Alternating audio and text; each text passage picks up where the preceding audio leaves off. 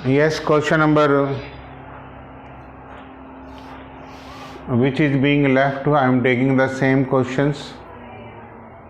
That is question number 4. Let us clear now. There is a small change in statements. This is point A and this is B. If they are moving in same direction, let me say this is meet at a point C. ठीक है. Let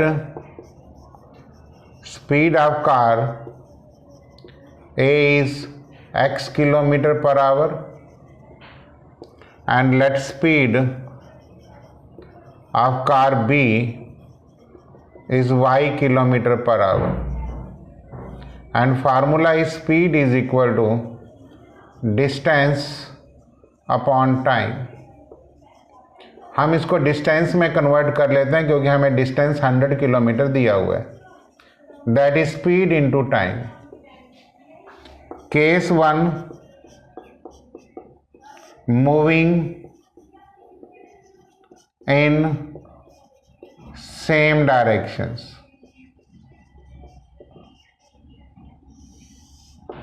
clear. Distance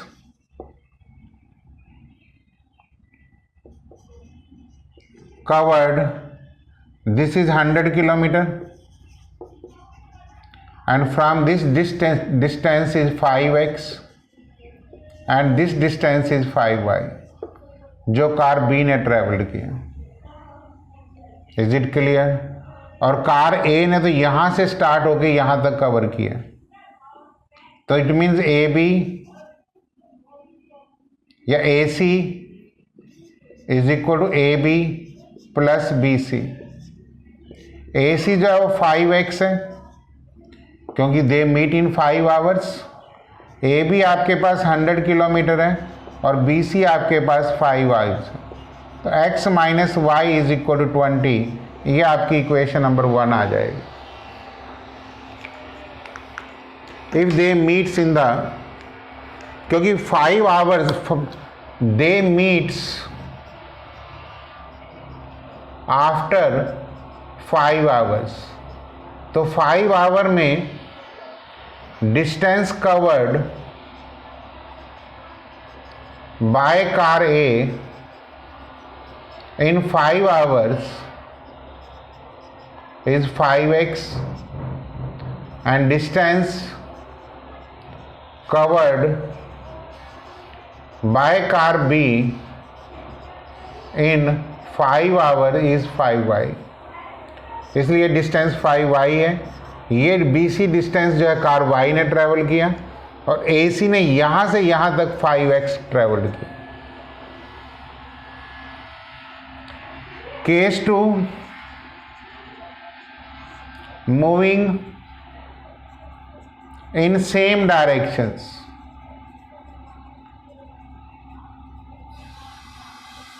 Moving in a same directions means, figure बना लीजिए. AB का distance 100 kilometre ही है. A ने जो covered किया, suppose करो D पॉइंट पे मिलते हैं. A इधर मूव किया, B इधर मूव कर रहा है. They meet in 1 hours mean ये डिस्टेंस x किलोमीटर होगा, ये डिस्टेंस y किलोमीटर्स होगा.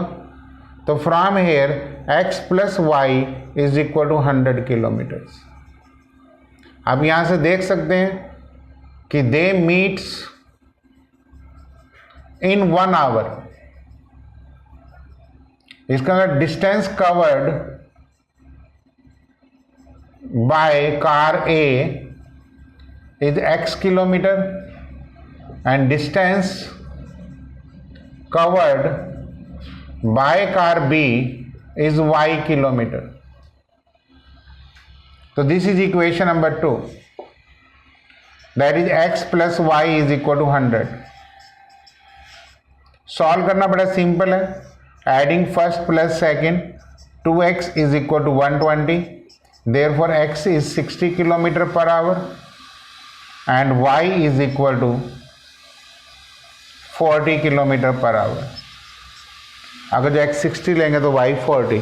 Speed of car is 60 kilometre and y is 40 kilometre. ये प्रीवियस वीडियोस में कैलकुलेशंस में थोड़ी प्रॉब्लम्स आ गई थी, क्योंकि पहले मैं इस क्वेश्चन को टाइम्स की हेल्प में कर रहा था.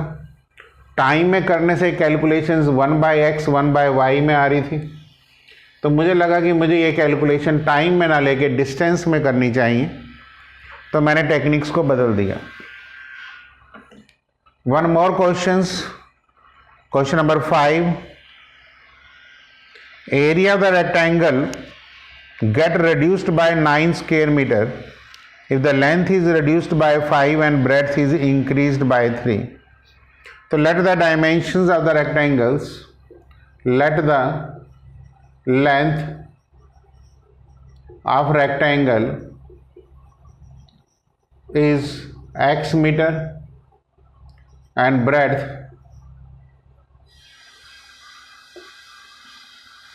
of rectangle is y metre. Width कह लीजिए या ब्रेड्थ कह लीजिए.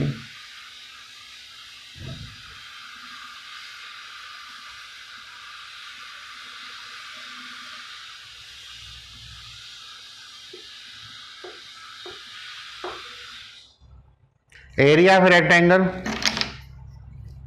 x into Y.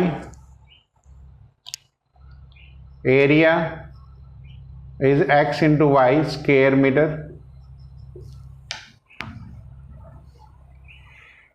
ठीक है, मीटर्स यूनिट्स का है, इन्होंने आप यूनिट्स ले लीजिए. x units, y units, square units. अब आप रीडिंग करिए. Area of the rectangle is reduced by 9 square units. Reduce का मीन कम कर दो. If length is reduced by 5, x minus 5, area तो मल्टीप्लाइड होगा. breadth is increased by 3. इसको करेंगे तो xy plus 3x minus 5y minus 50.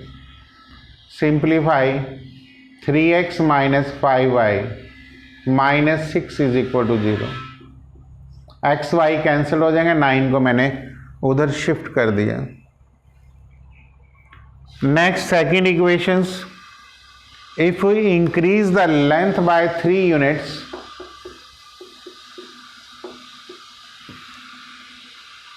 And breadth by 2 units, mean breadth भी increase करनी है. Area increases by 67 units.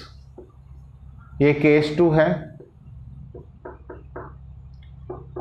X Y 2x plus 3y plus 6. Equations 2x plus 3y minus 61 equal to 0. Solve these two equations, you will get the value of x and y. So this is question number 5, and this is the supplement of the previous videos, because उसमें एक questions में थोड़ा statements verify करनी थी, answer problem आ रहा था, इसलिए videos को बीच में हेल्ड करके तो ये दोनों क्वेश्चंस आपको नेक्स्ट वीडियोस में करा दिए. तो this is complete exercise of